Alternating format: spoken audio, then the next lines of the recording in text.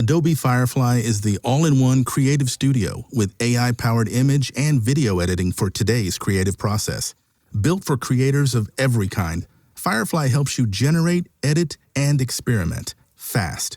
Because the asks aren't getting smaller, the budgets aren't getting bigger, and the timelines, oh yeah, still tight. With all the best creative AI models in one place, Firefly brings your ideas to life. Unlock a better way to make with Adobe Firefly. It's official. The UK is looking at staging the Olympics and Paralympics for a fourth time. I'm John. And I'm Michael. This is Anything But Footy, the Olympic and Paralympic sport podcast, where we talk about the Olympics and the Paralympics all the time, not just once every 4 years. And we might be talking about it to 2048 at this rate. We've the latest as a feasibility study gets underway, focusing not on London staging the Games for a fourth time, but the north of England for the very first time. Plus, we round up the rest of the news from the Games. We'll be talking about the Commonwealths in Glasgow, European Athletics Championships in Birmingham, and news from Paddle UK. This is Anything But Footy. Download, listen and follow. We are gearing up for Glasgow and looking ahead to LA. The UK government has commissioned UK Sport to assess whether the country should bid to host the Olympic and Paralympics again sometime in the 2040s. The north of England is the focus of a feasibility study which will examine if the region could deliver the Games whilst also undergoing transformational regeneration and growth.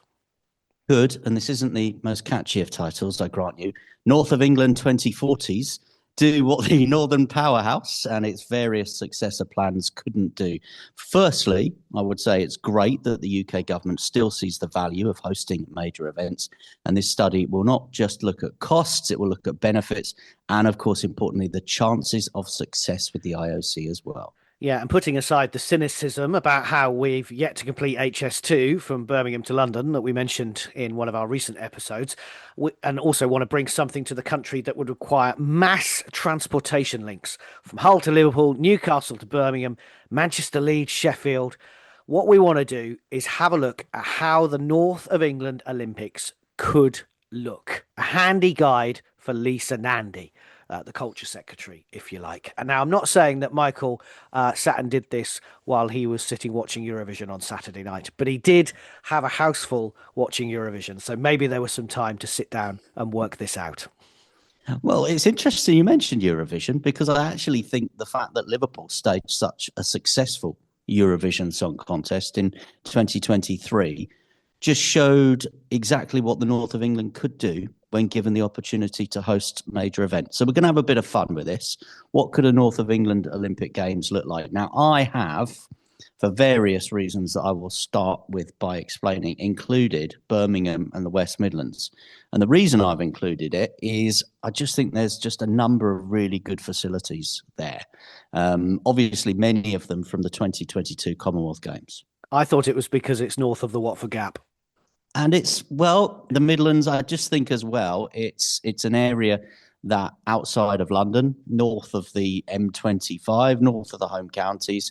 Again, I just think Birmingham and the West Midlands have a terrific track record in staging major events. So I will pick one out, for example, All England Badminton. Stage it every year. It's the Wimbledon of badminton, and they stage it at the National Indoor Arena in Birmingham every year. Do we not have a fit and ready venue for badminton at a Midlands, North of England Olympic Games based on that? But the key reason I would include Birmingham and the West Midlands hub in this, and we'll run through some of the other venues, is I think it's got to include the Alexander Stadium. And I say that for various reasons.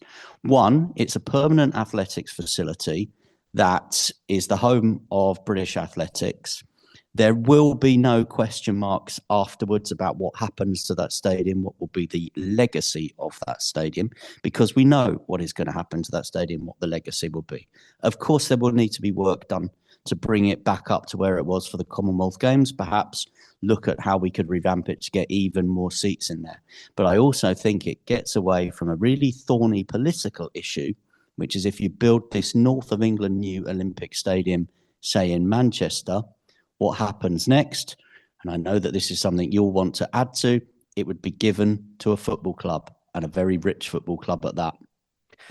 Yeah, I think this is the key discussion because we can sit here and you can read Michael's blog and you can see exactly where he's put every single sport in a certain arena on anythingbutfooty.com. And he mentioned about Birmingham. We're starting in the West Midlands, badminton, the NIA, artistic swimming at the Aquatic Centre in Sandwell for 2022. Of course, it was built for those games. You'd have maybe shooting at Aston Hall in Birmingham, fencing at the Symphony Hall at a great location, golf at the Belfry. I mean, it is well worth looking through this list. But the reason why I agree with you that Birmingham has to be part of this bid is because of the Alexander Stadium.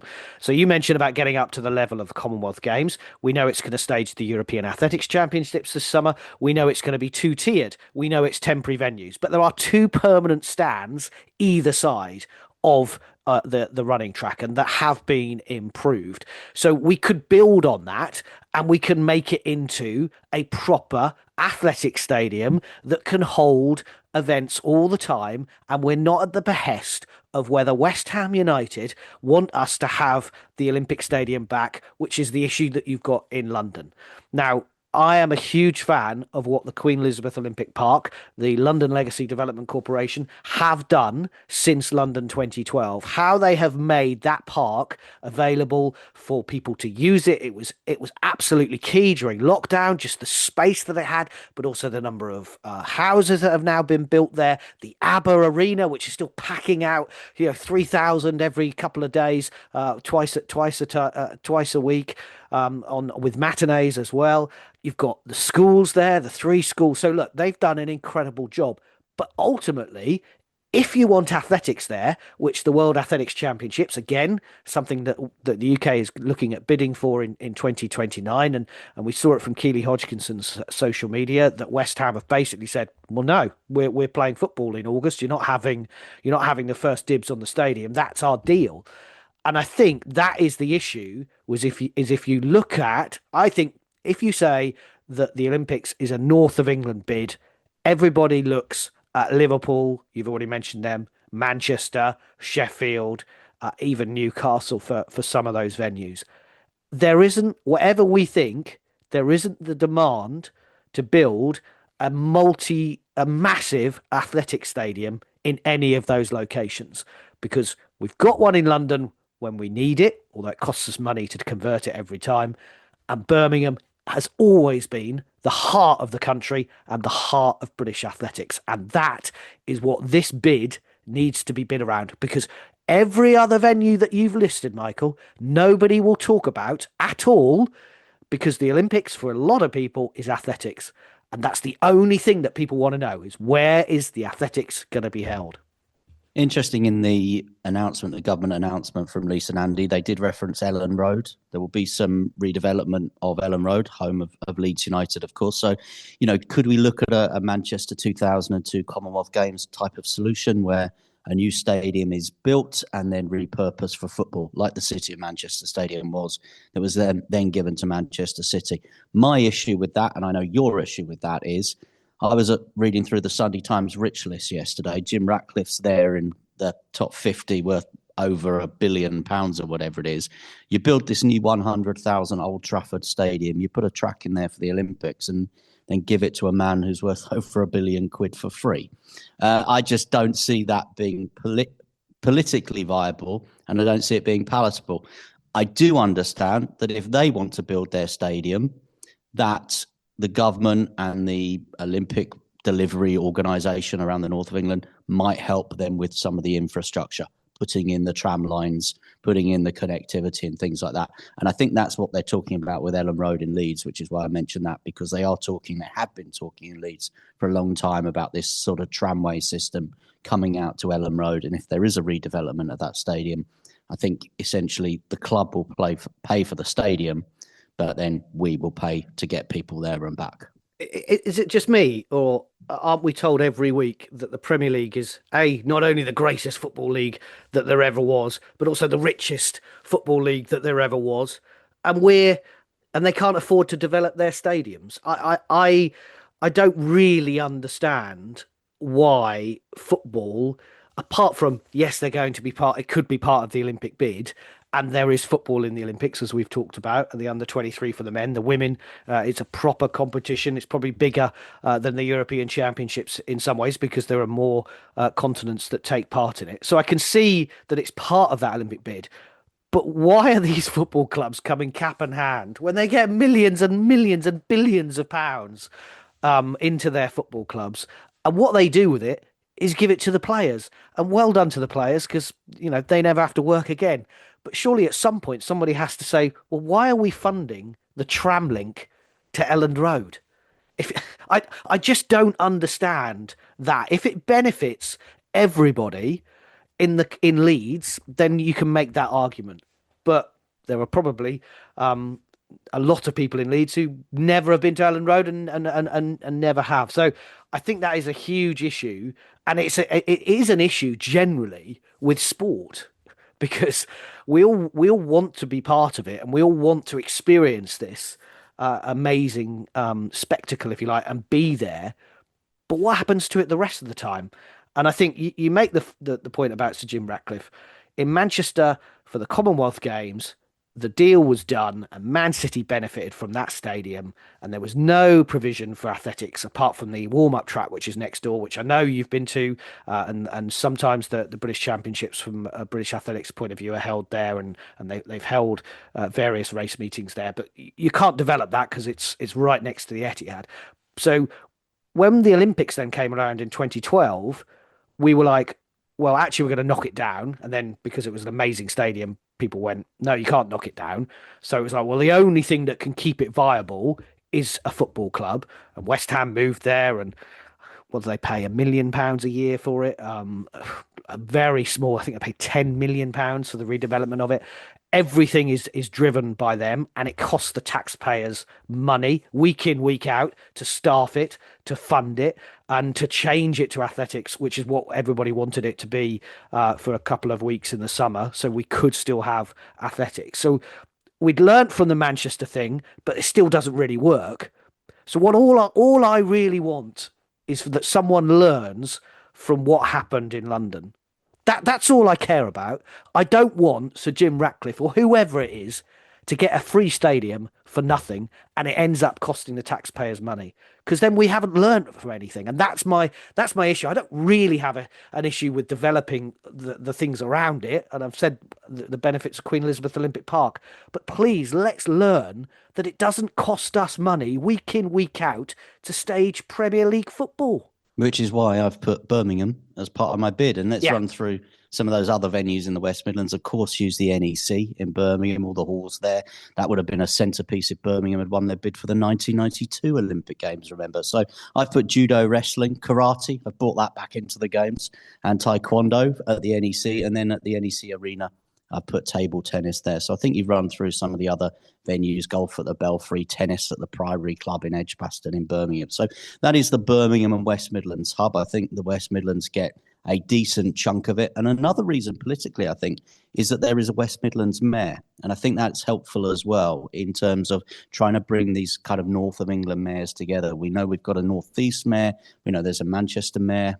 As we record, that person could be different, certainly probably will be by the time we get to the 2040s. Liverpool mayor, for example, we know there are mayors, metropolitan mayors in Yorkshire as well. And it's these mayors coming together that I think could lead this bid. So let's move on to our next region. So I've called the next hub North East, North Yorkshire and Humberside. I've been to the British Road Cycling Championships in Redcar and Cleveland. Of course, you've got the legacy of Yorkshire and Leeds, so I don't think there's any issues with where you can host road cycling, certainly in the northeast or certainly North Yorkshire. Weightlifting, it's a great sport in a theatre environment. So the Glass House in Gateshead, which used to be called the Sage in Gateshead, wonderful landmark building on the River Tyne, great theatre, put weightlifting in there. Rugby Sevens in Newcastle at St James's Park. I've kept squash in the Games. I've put that at the arena in Hull. Going back to Newcastle, volleyball in the Newcastle Arena. I've kept cricket in there. We've got a few cricket venues. One of them could be the Riverside Stadium in Durham. Modern pentathlon, we saw that in a sort of stadium environment in Tokyo. So I've put the Community Stadium York for modern pentathlon. Remember, there's going to be no equestrian part of that modern pentathlon. It will be an obstacle course, so you could have it in a stadium environment. Surfing in Saltburn in the North Sea, and let's use a couple of the football stadiums in the Northeast as well. Sunderland Stadium of Light and Middlesbrough's Riverside Stadium could be two of the football venues. I can't believe that Darlington is not in there. The Darlington Arena Stadium, the amazing stadium that was built down the road from you. Yeah, well, the Darlington Arena, of course, it was under consideration. I did think about it as the host venue for modern pentathlon, but I've chosen the Community Stadium York there. What I would say, joking aside, for arenas and stadiums like Darlington and like others across the country, we're going to need a lot of training venues. We're going to need a lot of support venues as well. So, if you haven't made the final cut on our list, then it's not to say that the games are not for you. I remember when the Rugby World Cup was here, of course, the All Blacks used the Darlington Arena as their training venue. And there will be a lot of big countries and big nations like the United States, like Australia, like China, who'll be looking for hubs. And that might be universities. And universities is another interesting thing because we've chosen a lot of university towns, so you could use university accommodation instead of building a massive Olympic village. Or the other option would be, we have a problem with affordable housing in this country.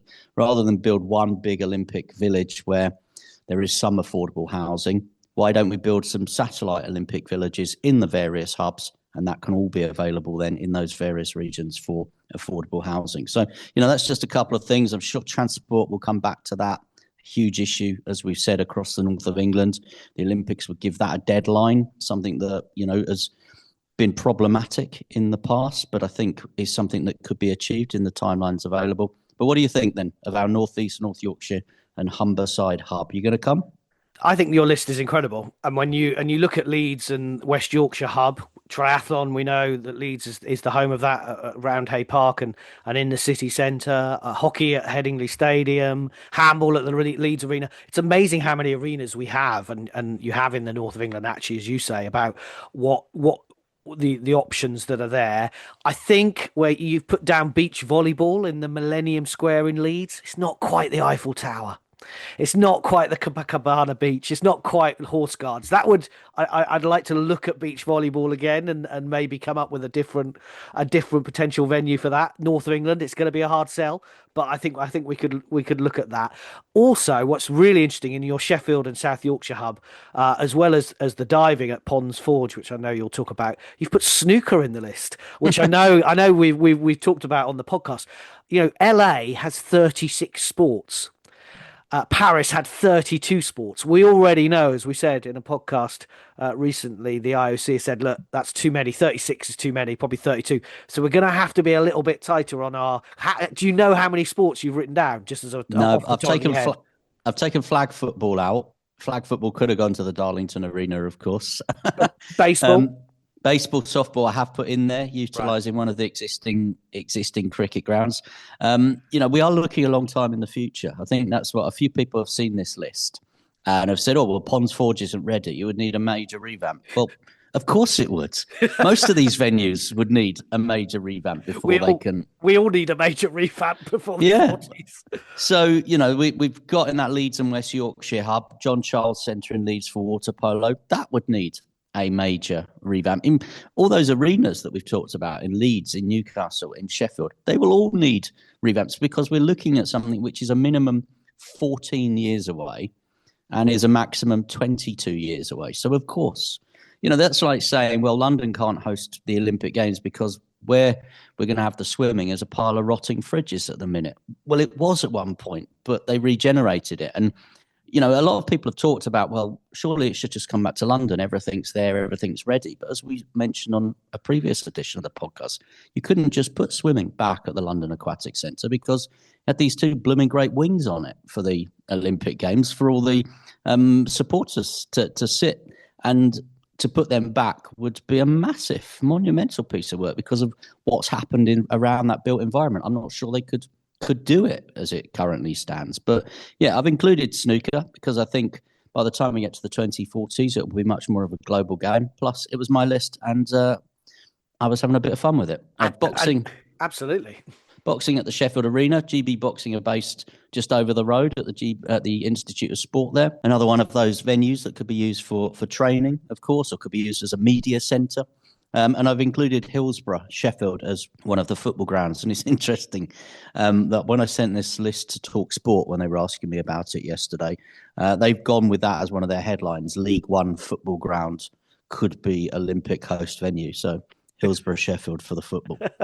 Well, let's hope that Sheffield Wednesday aren't still in League One by the 2040s, which is a long time away for them. Right. When you say about the North of England bid, I think you always think about Liverpool and Manchester. So we're going to talk about those next. This is Anything But Footy. Also, our news from the games coming up. We're covering the Olympics and the Paralympics all the time. This is Anything But Footy, and we're talking about the North of England Olympics sometime in the 2040s, but working out the numbers, it would be either 2044 or 2048 or 2040.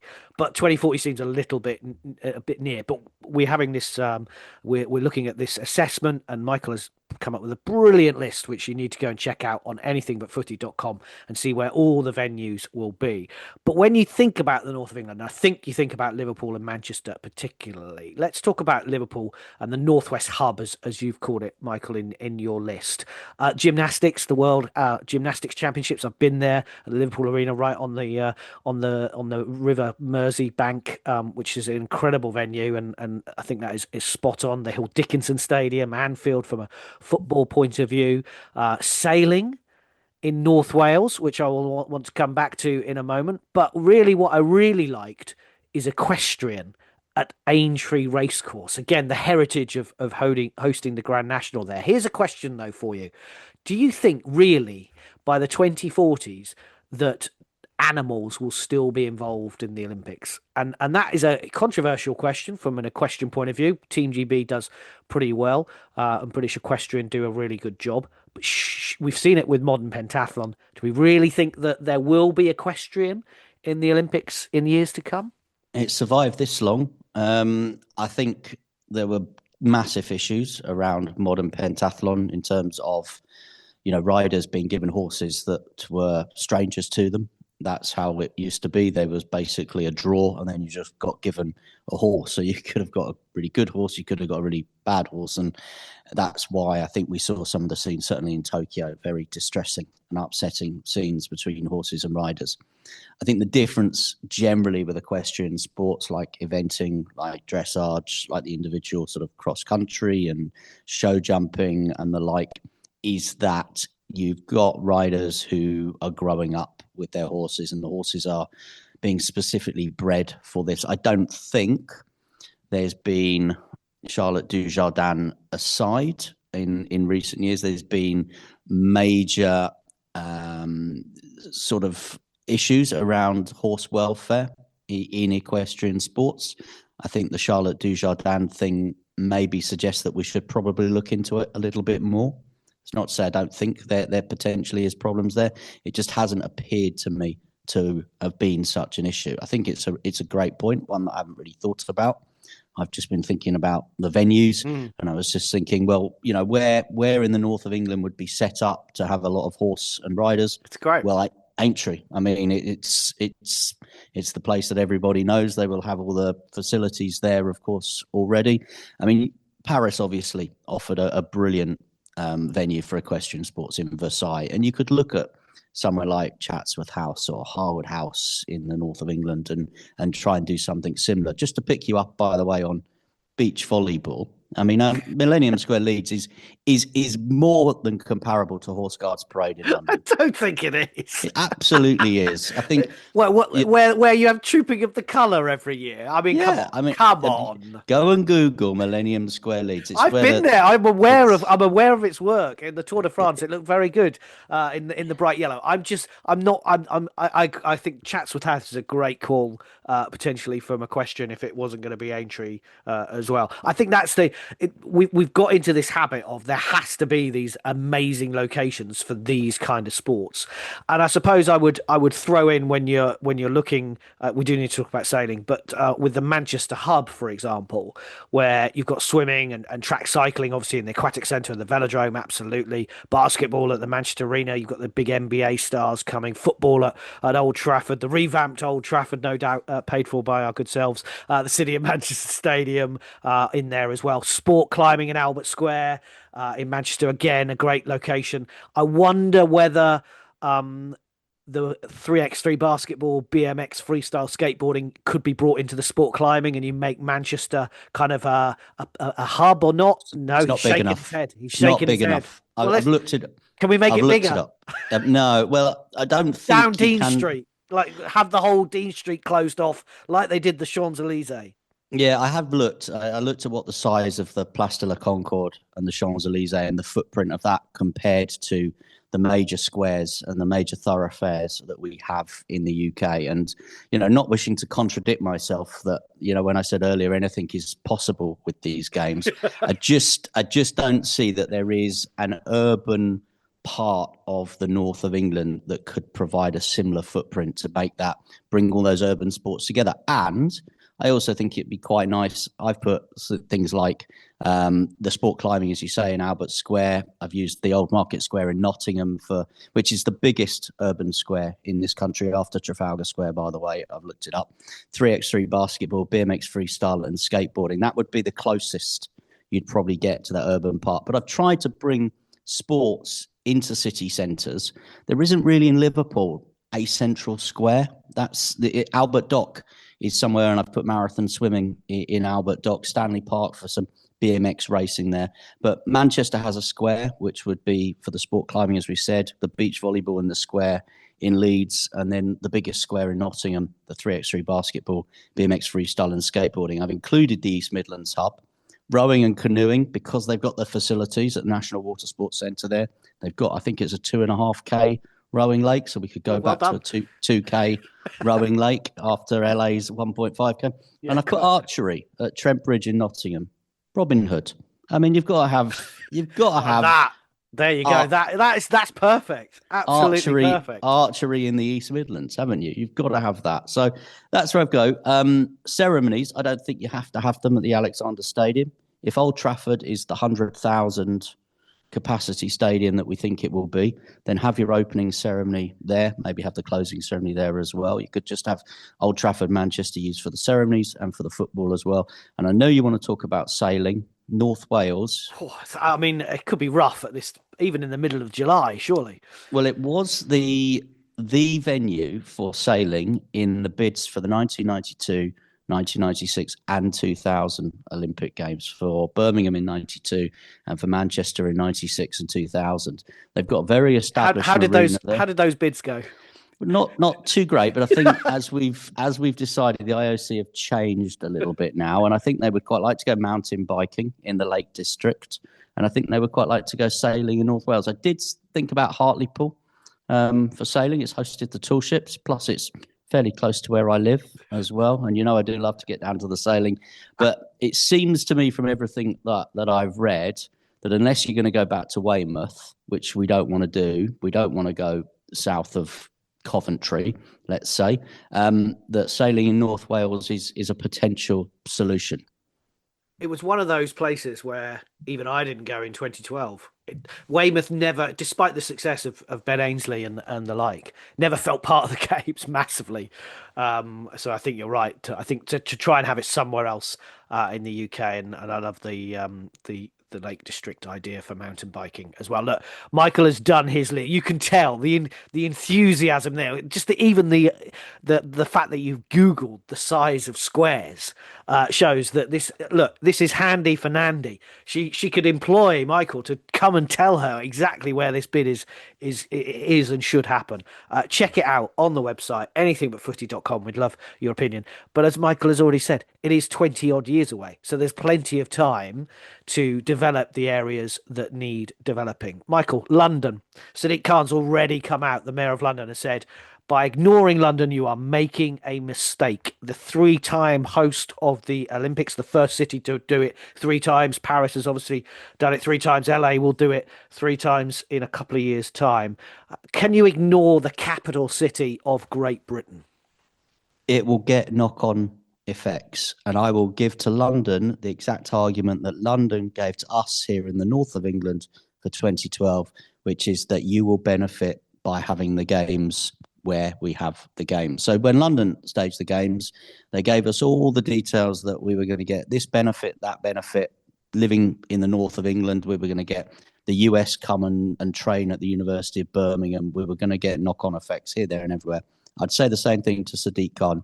Have the games in the north of England. You've done it three times. You did it really well. Let's not sully the memories and the history of 2012.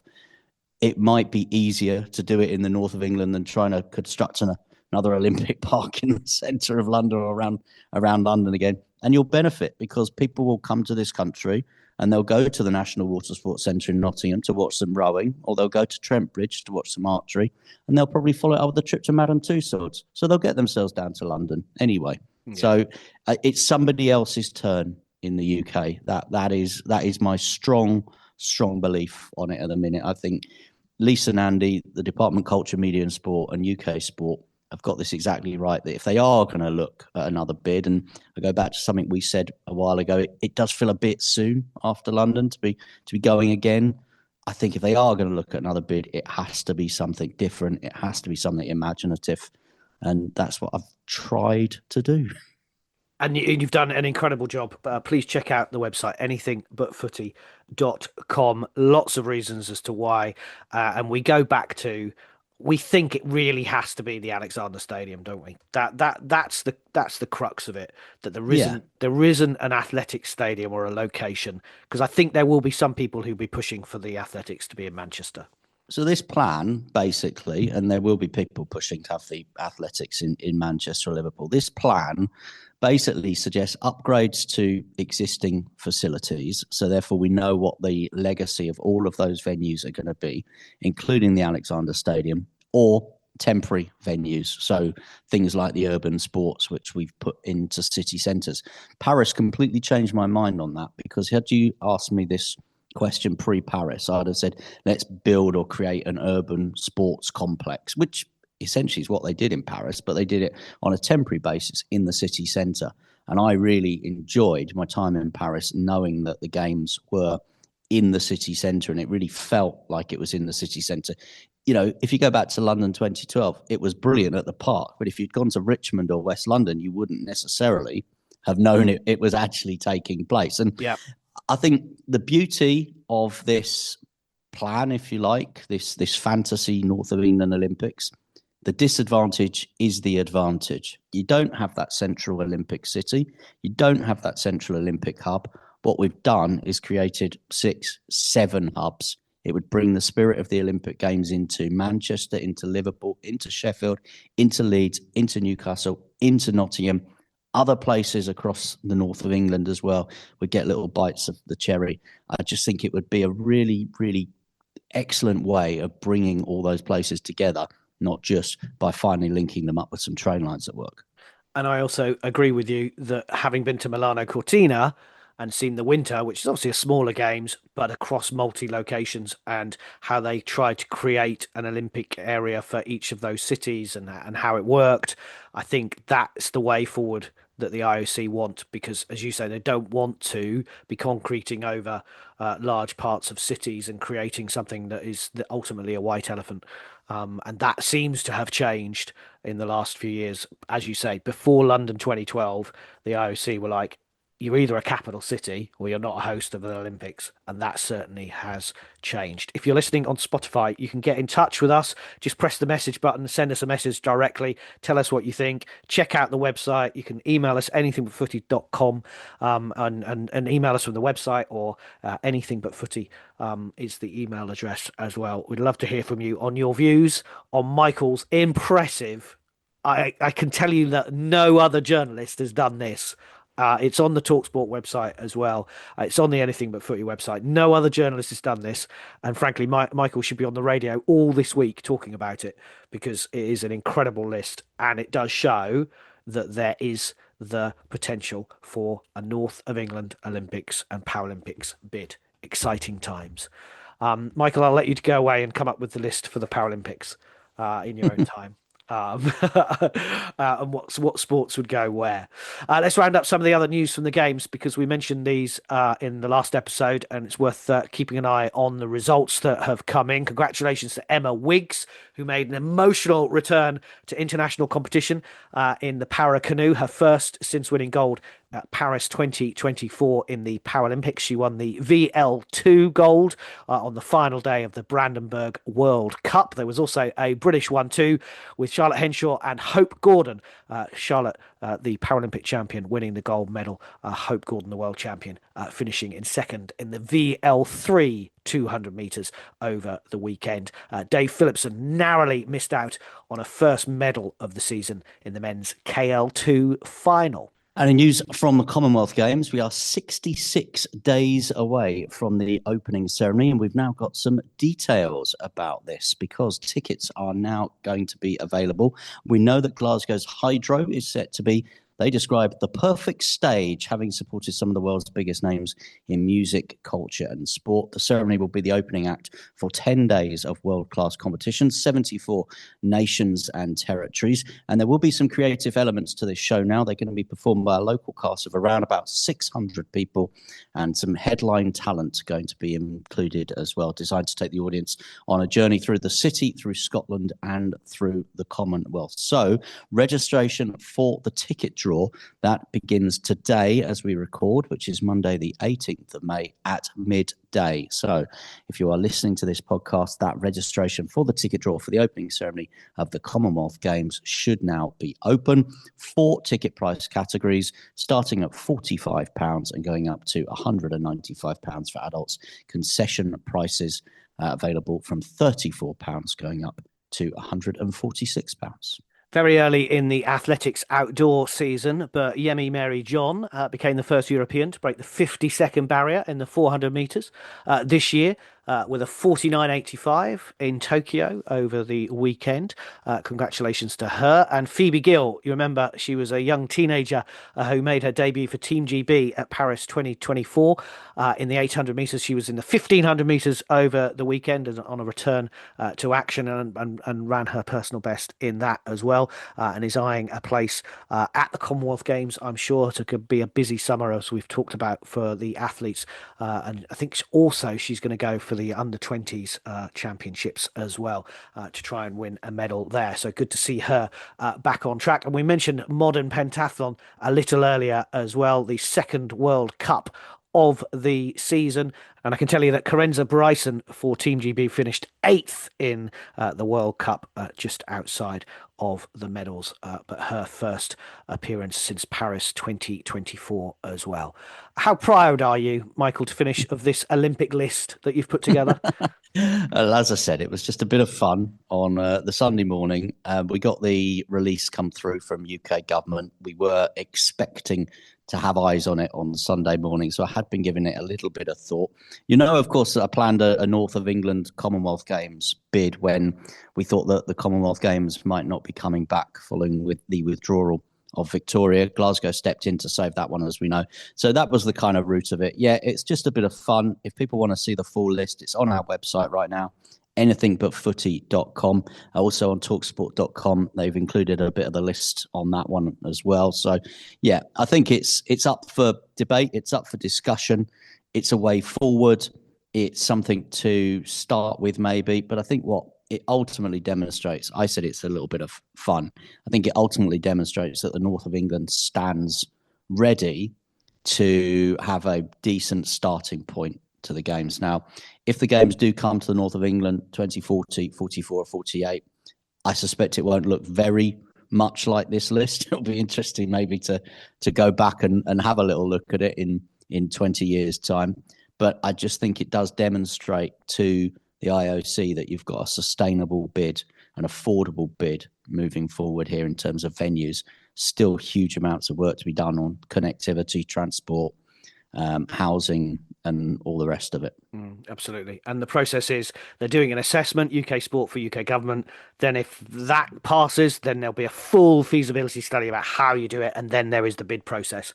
And then the IOC have to decide. And the likes of India and the likes of Germany, who are interested, I think, in staging future Olympics, even the Middle East, what's going on there, but they've certainly been talking about having that. Africa, there is a lot of other nations and continents that will want to stage the Olympics in 2040. So there's a long way to go, but as Michael said, it shows that there is the potential. Check out our socials. Go on, Michael, go on. I'm just going to send this to kirsty.coventry@olympics.org. Gone. Right. Excellent All work. Job done. Lisa Nandy should now be employing you. Now, check out our socials for all the latest Olympic news and Paralympic news as it breaks. You can get in touch, as we've said, via the New Look website and Spotify as well. If you're listening on that, just press the message button.